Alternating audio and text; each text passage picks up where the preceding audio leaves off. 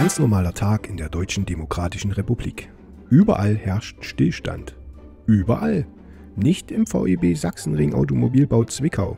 Dort wurden schon seit den 60ern eifrig an Nachfolgern des Trabant gebaut.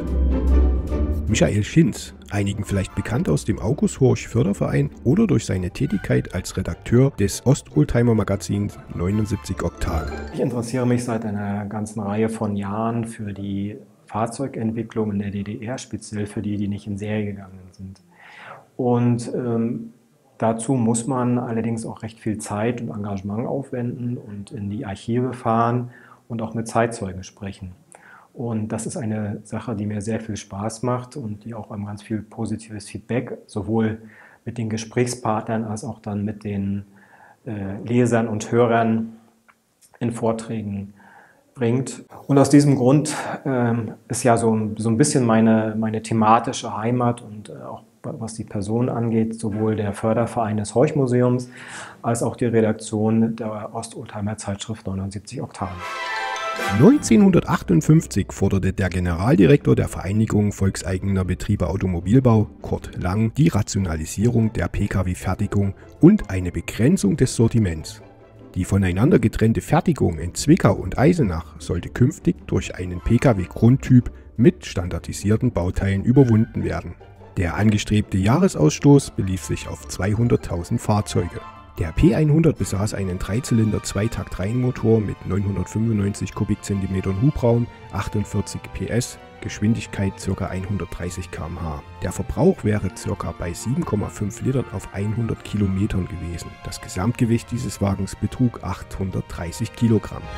Also es gab bei Sachsenring Zwickau 3 Fahrzeugentwicklungen, die ich für wirklich erfolgversprechend gehalten hätte, wenn sie dann in Serie gegangen wären. Das war der Trabant 603 aus der zweiten Hälfte der 60er. Das war die Entwicklung des sogenannten Typ 760, heute bekannt als RGW-Auto, also eine Gemeinschaftsentwicklung mit Wartburg zusammen und Skoda. Und es wäre der Trabant 610, eine Entwicklung aus den 70er Jahren gewesen. Alle 3 Varianten, glaube ich, wenn sie dann in Serie gegangen wären, für die DDR-Bevölkerung und sicher auch für den Export erfolgreich gewesen. Der Trabant P610 war das Nachfolgeprojekt für das gescheiterte RGW-Auto P760. Der später als P1100, 1300 bezeichnete P610 war eine Kooperation zwischen dem VEB Sachsenring, dem VEB Automobilwerk Eisenach und Škoda aus der ehemaligen Tschechoslowakei. Die Entwicklung lief zwischen 1973 und 1979. Die Funktionsmuster wurden mit Škoda-Motoren von 1,1 Liter Hubraum in Zwickau und 1,3 Liter Hubraum in Eisenach entwickelt. Der Serienlauf war für 1984 vorgesehen. Im November 1979 musste die Entwicklung auf Weisung der DDR-Regierung abgebrochen werden. Der Trabant 603, das war wirklich eine Entwicklung, wenn sie 1970 in Serie gegangen wäre, dass man mit einem Kompaktauto sehr, sehr früh am Markt gewesen wäre.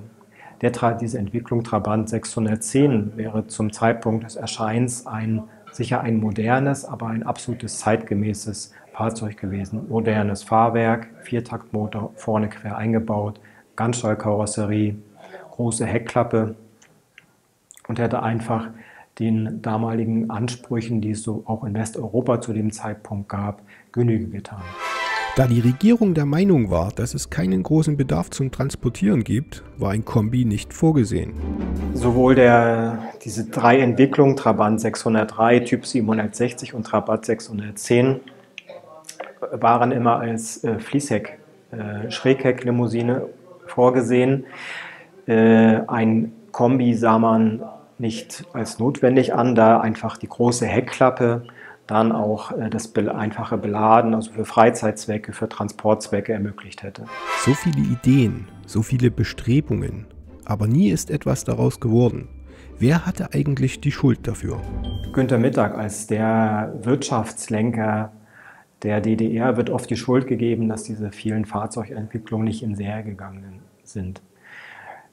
Dem muss ich widersprechen, denn man hat sich von den 60er Jahren an bis zum Ende der DDR immer bemüht, eine neue Pkw-Entwicklung in die Serie zu bringen. Und es wurden dazu auch entsprechende Prototypen gebaut. Leider war die Wirtschaftskraft der DDR nie stark genug, um so ein großes Investitionsvorhaben wie eine komplett neue Pkw-Fertigung aufzubauen. Wir reden hier immer über Beträge, die so zwischen 7, 8 oder 10 Milliarden DDR-Mark lagen. Und das war eine extrem große Investitionssumme für ein Konsumgut, das volkswirtschaftlich ganz weit hinten in der Rangliste stand, das höchstens minimale Devisenerlöse erbrachte. Selbst Mitarbeiter des Sachsenring Automobilbau Zwickau waren und sind der Meinung, dass aus dem Prototyp der Golf 1 wurde. Immerhin ist der Trabant-Prototyp einige Jahre vorher entstanden. Es geistert ja immer wieder diese Legende durch die Welt, dass der Trabant 603 an VW verkauft wurde und dass daraus der Golf 1 wurde. Dieses ist zu 100% eine Legende. Beide Fahrzeuge basierten auf völlig unterschiedlichen Konstruktionen und der Trabant 603 und der Golf 1, sicher mit etwas zeitlichem Unterschied, waren einfach Fahrzeuge aus dieser Generation Schrägheck, kompakt waren. Das, was wir heute als Golfklasse kennen. Die Zeit war einfach reif, sowohl in Ost- als auch in Westeuropa, für dieses Auto als das ideale Familienauto in den 70er, 80er und 90er Jahren.